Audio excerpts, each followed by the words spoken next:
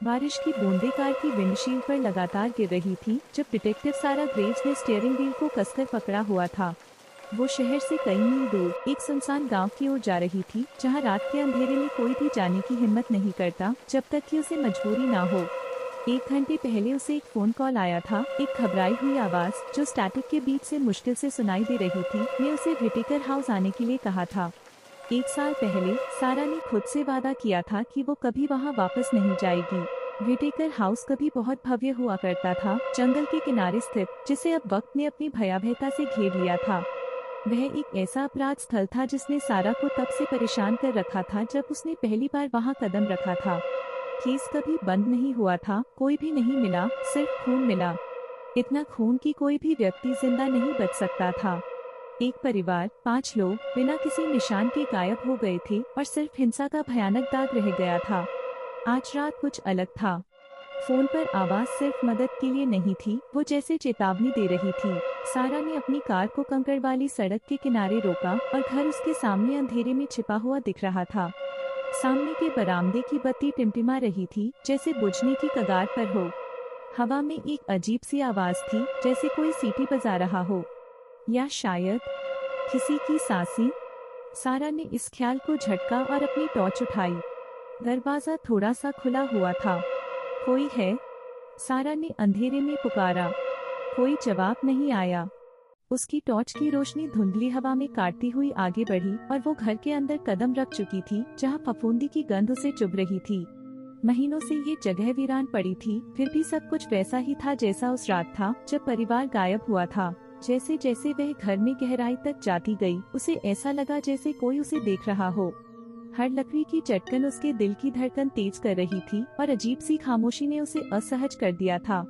वह living room की तरफ बढ़ी, जहां सबसे ज्यादा खून बिखरा हुआ था। फर्श पर खून के धब्बे अब भी साफ दिख रहे थे, जैसे वो किसी भयानक दृश्य की याद दिला रहे हों।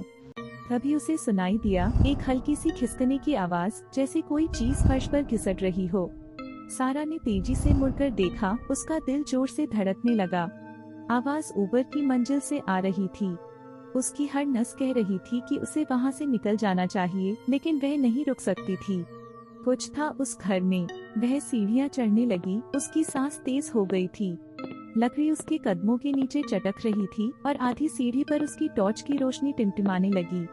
उसने टॉर्च को जोर से झटका, रोशनी फिर से स्थिर हुई, लेकिन अब वह कमजोर लग रही थी, जैसे घर की दीवारें उस रोशनी को निगल रही हों। सीढ़ियों के ऊपर पहुंचकर वह रुकी। मास्टर बेडरूम का दरवाजा आधा खुला हुआ था, अंदर एक परछाई हिल रही थी। उसने धीरे से दरवाजे को और खोला और अपनी टॉर्च से कमरे को देखा। कमरा खाली था, लेकिन वो खाली नहीं था। खिड़की खुली हुई थी और पर्दे ठंडी हवा में लहरा रहे थे। तभी उसकी नजर एक किनारे गई, आईने में एक आकृति। सारा तेजी से घूमी, पर वहाँ कोई नहीं था। उसका दिल तेजी से धड़कने लगा जब उसने फिर से आईने की ओर देखा। आईने में एक लंबा काला साया उसके ठीक पीछे खड़ा था। धीरे धीरे वो आकृति उसके करीब आने लगी। सारा की सांस थम गई। उसे अब उस साए की ठंडक महसूस हो रही थी। उसे भागना था, लेकिन उसके पैर जमे हुए थे। एक हल्की आवाज, जैसे फुसफुसाहट, ने सन्नाटा तोड़ा। वे अभी भी यहीं हैं। अचानक वो आकृति उसकी ओर झपटी और सारा चीख पड़ी, हड़बड़ाकर पीछे हटते हुए गलियारे में गिर गई। उसकी टॉर्च फर्श पर लुढ़क गई और चारों ओर अंधेरा छा गया।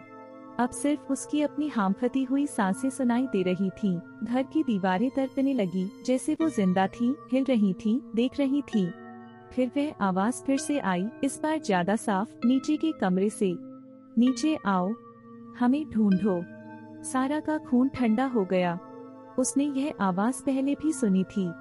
यह व्हिटेकर के सबसे छोटे बच्चे की आवाज थी। सारा हड़बड़ी में खड़ी हुई, टॉर्च को वहीं छोड़कर सीढ़ियों की तरफ दौड़ी। सामने का दरवाजा दिखाई दे रहा था, बाहर जाने का उसका एकमात्र रास्ता। लेकिन जैसे ही उसने दरवाजे का हैंडल पकड़ा, दरवाजा जोर से बंद हो गया और वो लड़खड़ा गई। घर उसे जाने नहीं दे रहा था। डर ने उसकी नसों में दौड़ना शुरू कर दिया और चारों ओर की हवा और ठंडी हो गई थी। आवाज अब और भी ज्यादा तेज और पास आ रही थी। हमें ढूंढो। अचानक दीवारें मुड़ने लगी, साए खिंचकर विकृत रूप धारण करने लगे। वो साए उसके चारों ओर मंडराने लगे, उसे घेरने लगे। अब कोई बचने का रास्ता नहीं था।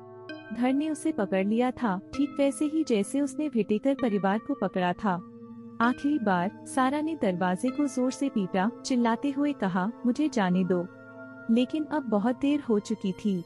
अंधकार ने उसे पूरी तरह निगल लिया और आखिरी चीज जो उसने देखी वो खिड़की में उसकी परछाई थी। एक साया उसके पीछे खड़ा हुआ, मौन दृष्टा की तरह उसे देखता हुआ। और फिर सिर्फ बारिश की आवाज बाकी रह गई।